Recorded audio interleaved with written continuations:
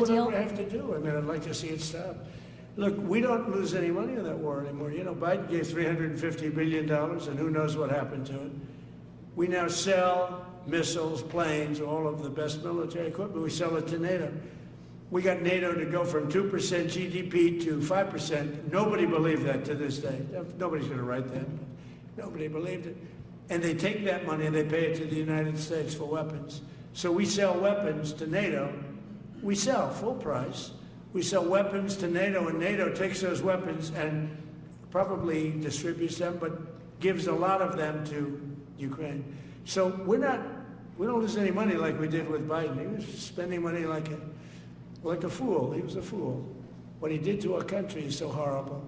But he gave $350 billion between cash, gave a lot of cash. You just watched a man reduce a humanitarian catastrophe into a balance sheet, a spreadsheet in human suffering where the only metric that matters is whether American defense contractors are getting paid. And I need you to understand the depth of moral bankruptcy on display here, because this isn't just bad politics or clumsy messaging. This is the apotheosis of a diseased worldview that has metastasized through American conservatism like a cancer, turning the machinery of state power into a venture capital firm with an army. According to UN monitors, 14,534 civilians, including 745 children, have been killed since the war began. And what you heard in that clip was not a president grappling with that toll, not a leader haunted by those numbers as any person with a functioning moral compass should be, but rather a businessman bragging about his pivot to profitability, as if the screaming question of our time isn't how to stop children from dying in their beds but whether Lockheed Martin's quarterly earnings are looking robust enough, because here's what Trump actually said when stripped of all pretense: Ukraine is no longer a humanitarian crisis requiring American moral leadership. It's a business problem that he solved by turning NATO into a retail customer. The actual aid appropriated to Ukraine totals around $175 billion, not the $350 billion Trump claims Biden gave away, but facts have never stood between this man and a good villain origin story, and the beauty of the lie, the sheer audacious craft of it, is how it serves multiple functions simultaneously. It inflates Biden's waist to make Trump's deal look brilliant by comparison. It plants seeds of corruption with that who knows what happened to it aside, the classic mob boss insinuation that everyone's on the take, and most importantly, it erases the actual human beings whose survival depended on that aid by reducing them to line items in a ledger that Biden supposedly mismanaged. Civilian casualties rose dramatically in 2025, with July marking the highest death toll since April 2022, and a November attack killed at least 36 civilians in Ternopil, in one of the deadliest strikes on western Ukraine since the invasion began. But Trump wants you focused on the supposed fiscal responsibility of his arms-dealing scheme, because when you're a hammer, everything looks like a nail, and when you're a real estate developer with authoritarian instincts, every geopolitical crisis looks like an opportunity to broker a transaction. What we're witnessing here is the celebration of what scholars call the military-industrial complex entering its most grotesque phase yet, and I'm not using grotesque hyperbolically. I mean it in its precise academic sense, the distortion of something beyond recognition into something monstrous. The Ukraine conflict delivered unprecedented profits to defense contractors, with foreign military sales reaching nearly $118 billion in 2024, while firms secured nearly $2.4 trillion in Pentagon contracts between 2020 and 2024, a third of that going to just 5 companies. And Trump stands before you celebrating this consolidation of death into corporate profit margins, as if he solved world hunger instead of finding a clever way to make mass slaughter cost-neutral on American balance sheets. The United States expanded its share of global weapons exports to 43%, profiting greatly from the Ukraine war, surpassing the combined total of the next 8 arms-exporting nations, and this is what winning looks like in Trump's moral universe, not the preservation of Ukrainian sovereignty or the defense of democratic norms against authoritarian aggression, but market dominance in the business of manufacturing weapons that will be used to kill human beings. The mechanism he's describing should alarm you on every level, because what Trump has engineered, or more accurately what his administration stumbled into and now claims credit for, is a money laundering scheme for American imperialism, where NATO allies are compelled to buy American weapons with American pressure behind the sales pitch, weapons they then transfer to Ukraine, creating the illusion that America isn't directly funding the war while simultaneously ensuring that NATO countries acquire US-made weapons, including Patriot systems and other equipment. And the whole arrangement allows Trump to claim 2 contradictory victories at once: that he's supporting Ukraine more effectively than Biden, while also not spending any money on the war, a quantum superposition of policy positions that can only exist in the propaganda-saturated atmosphere of contemporary conservative politics, where words mean nothing and everything simultaneously. NATO states pledged to acquire mostly U.S. weapons to provide to Ukraine, marking a victory for Trump in shifting the burden to European allies while maintaining a role in the conflict.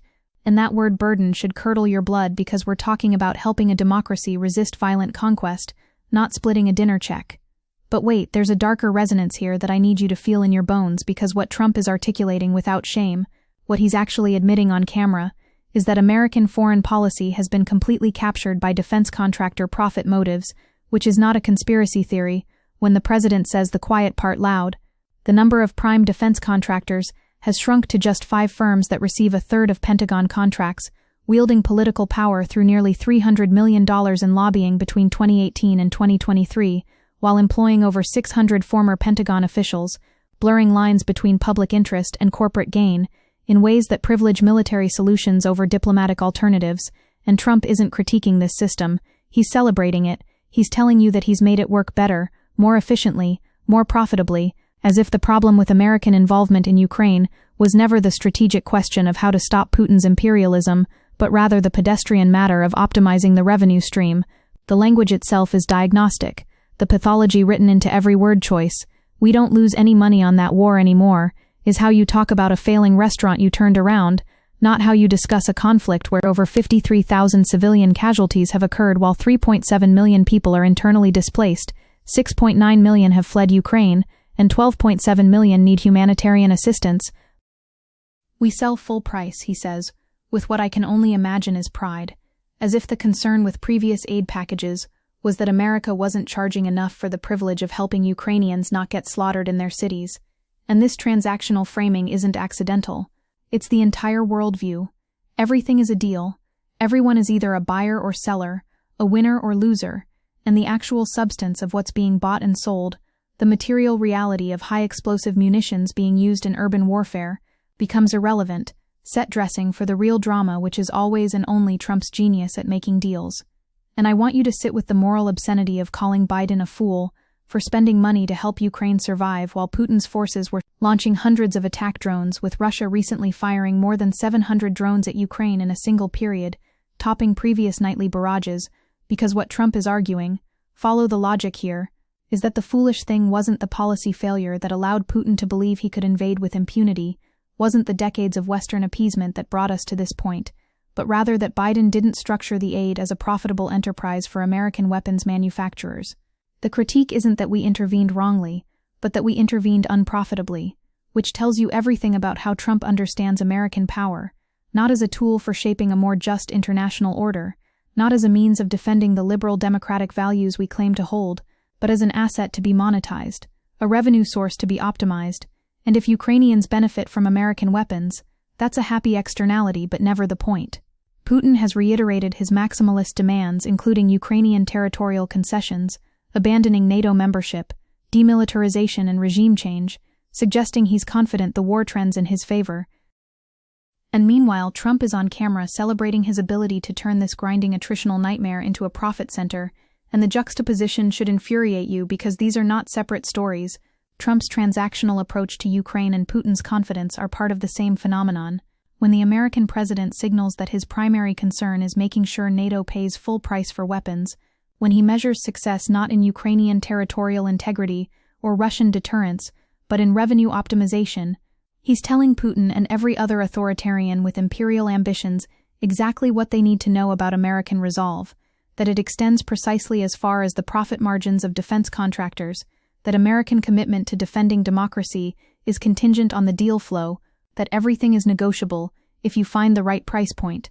The historical parallel that keeps hammering in my skull is Eisenhower's farewell address in 1961, where he warned about the military-industrial complex, but we're so far beyond what Eisenhower feared that we need new vocabulary for what's happened. The term military-industrial complex describes the relationship between a country's military and defense industry, seen as a vested interest influencing public policy, most prevalent in the United States due to close links among defense contractors, the Pentagon and politicians, and Eisenhower worried about unwarranted influence, about the complex having too much power over policy formation, But what Trump has done is eliminate even the pretense of separation. He's not being influenced by the military-industrial complex. He is the military-industrial complex wearing a red tie and bragging about the profit margins, because here's what should terrify you about this arrangement. Trump has unleashed an extensive diplomatic push to end the war, but efforts have run into sharply conflicting demands, with Putin signaling maximalist demands as Russian troops inch forward on the battlefield despite huge losses, and Putin expressing confidence that the Kremlin will achieve military goals if Kyiv doesn't agree to Russia's conditions in peace talks. Which means we're headed toward a deal where Ukraine is pressured to cede territory to a nuclear-armed aggressor who's already demonstrated he'll use mass violence against civilian populations to achieve political aims. And Trump's going to sell this capitulation as brilliant deal-making because he's transformed the metrics of success. He's moved the goalposts so that we're not asking, did we stop authoritarian aggression, but rather, are American defense contractors making money? And by that standard, by the only standard Trump actually cares about, Ukraine is already a tremendous success, even if it ends with Russian forces occupying Kyiv. A U.S. official stated that Ukrainians have agreed to a peace deal with only minor details to be sorted. But what does that mean when Putin has said he will fight until Ukrainian troops withdraw from all 4 Ukrainian regions Russia illegally annexed and still doesn't fully control, adding if they don't withdraw we'll achieve this by force?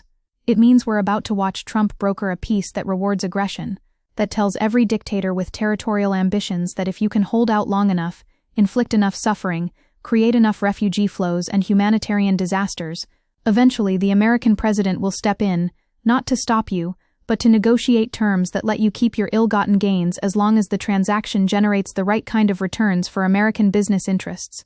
This is the natural endpoint of a political movement that has spent decades eroding the language of common good, of shared sacrifice, of moral obligation beyond immediate transactional benefit, and Trump didn't create this rot, but he's its perfect avatar, the distilled essence of a worldview that recognizes only power and money, and understands human suffering only as a market opportunity.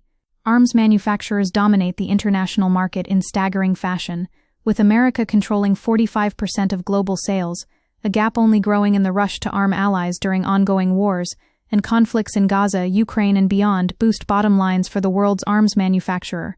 And Trump wants you to celebrate this, to see it as evidence of American strength rather than American depravity. The casual mention of Obama, that throwaway line about sheets, is Trump's way of positioning himself as the strong man who gives real weapons unlike his weak predecessors. And it's worth noting that Obama did arm Ukraine after Russia's 2014 invasion, but not with certain systems out of fear of escalation, which you can critique as overcautious, but at least operates from the premise that the goal is managing conflict rather than monetizing it. Trump has no such qualms because escalation is good for business when you're selling weapons, and de-escalation, actual diplomatic solutions that don't require massive weapons transfers, those are bad for business, which means the President of the United States now has a direct financial incentive, or at least his understanding of success creates an incentive, to keep the war going at exactly the right temperature, hot enough to justify continued massive weapons sales, cool enough to avoid direct U.S.-Russia confrontation, but never actually resolved because resolution means the revenue stream ends. And I need you to understand how this connects to the broader project of Trumpism, because this isn't an isolated incident of bad Ukraine policy. This is the worldview applied consistently. Everything is transactional.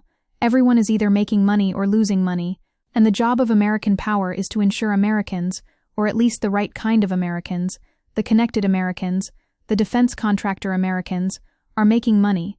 The poor Americans, the working Americans, the Americans struggling with healthcare and student debt and housing costs, they can get performance theater about border walls and culture war, but the actual machinery of state power is oriented toward exactly what Trump describes in this clip, finding ways to make sure that American corporate interests profit from global instability. Less discussed in the Russian invasion is the almost $500 billion defense industry supplying weapons to both sides and the substantial profits it will make, with the EU announcing €450 million in arms to Ukraine, while the US pledged $350 million in military aid in addition to over 90 tons of supplies and $650 million in the previous year. But Trump isn't less discussing it. He's actively celebrating it. He's pulled back the curtain and shown you exactly how the sausage gets made, and he expects you to applaud because he's conditioned his audience to believe that anything that makes America money is by definition good, regardless of the human cost. The absolute giveaway that we're not talking about a commander-in-chief grappling with the weight of decisions that affect millions of lives, is the pride, the self-satisfaction dripping from every word as he explains his beautiful system, his perfect deal, where NATO pays full price and we don't lose money. And isn't it wonderful how he solved this problem that stumped Biden the fool? Civilian casualties rose significantly, with July 2025 marking the highest number of deaths and injuries since April 2022, and a November 19 strike killed at least 36 civilians in Ternopil, marking the deadliest attack in western Ukraine since the invasion began. And Trump wants to talk about profit margins, and I don't know how to make you feel the disgust I feel if you don't already feel it. If you can watch a man reduce that suffering to a business model, and not want to scream, because ultimately what this clip reveals is the complete collapse of any meaningful difference between American strategic interests and American corporate interests, the total merger of state power and capital accumulation, and Trump isn't the cause of this merger. Neoliberalism and decades of revolving doors between Pentagon and boardrooms built this system, but Trump is the first president shameless enough to say it out loud, to admit that the point of American foreign policy is making sure American businesses make money. And he thinks this is a selling point. He thinks you'll love him for his honesty, for his genius at finding a way to keep the war going in a fiscally responsible manner, as if fiscal responsibility, rather than, I don't know, stopping the war, should be our primary concern. And when this is all over, when historians sift through the rubble of whatever fresh hell Trump's deals create, they're going to point to clips like this as evidence of the moral and intellectual bankruptcy of an American conservatism that became so consumed with market logic that it forgot or never knew that some things shouldn't be for sale, that human life has value beyond its utility in generating returns for shareholders, that the purpose of American power should be something more than ensuring Lockheed Martin hits its quarterly earnings targets. We're watching in real time as a major political party and its leader embrace a philosophy that is fundamentally sociopathic, that recognizes no value beyond profit, no obligation beyond transaction, no morality beyond winning, and they're doing it openly, proudly, because they've correctly calculated that their base has been so thoroughly conditioned to worship wealth and power that they'll applaud a president who brags about turning a humanitarian crisis into a profit center. This is where we are, this is what we've become.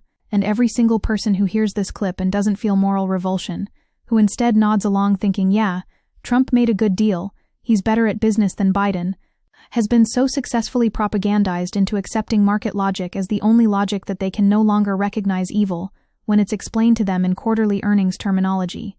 The banality of evil meets the neoliberal subject, and what emerges is a president who can stand in front of cameras and discuss a war that has killed tens of thousands of people, as if he's describing his successful pivot of a struggling hotel franchise, and half the country cheers because at least somebody is finally running government like a business, which turns out to mean running government as a subsidiary of the military-industrial complex, with all the humanitarian concerns of a strip mining operation.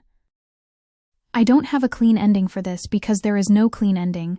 We're living through the slow-motion collapse of any pretense that American power serves any purpose beyond its own perpetuation, and the enrichment of those who wield it, and Trump is both symptom and accelerant, both the product of this rot and the agent making it worse, and the clip you just watched is him telling you exactly what he's doing, expecting applause, and getting it from the people who've been trained to believe that profit is the highest virtue, and human suffering is just the cost of doing business in a competitive global marketplace.